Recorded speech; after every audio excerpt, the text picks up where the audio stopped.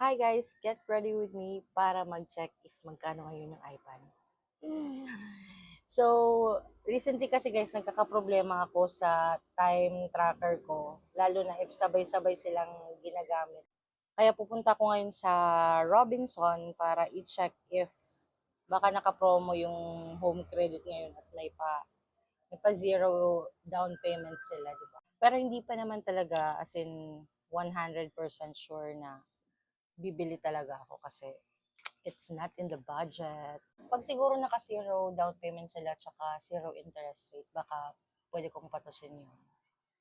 Yun lang naman. Wala kasi ako pag down payment yun. Talagang badly needed ko lang talaga siya. Kasi magkakaroon ako ng memo sa HR. Mabilisan lang naman to. Yun lang naman yung pinaka main point ko doon sa Robinson. I-check lang if may pa down payment sila.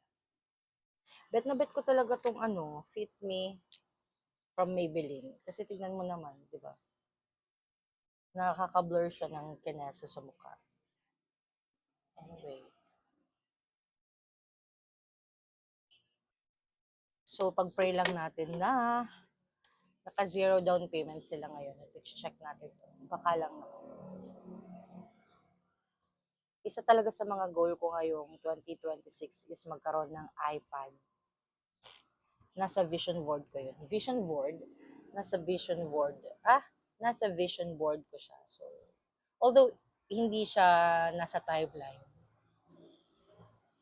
pero kasi talaga kailangan na kailangan ko na.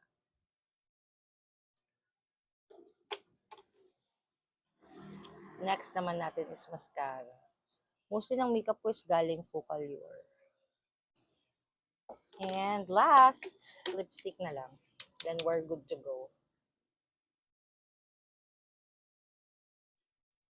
Tint, ay shucks. Tint lang to. From Focallure pa din. So, nag-accessorize lang guys ako and this is the fit. We're good to go. Let's go.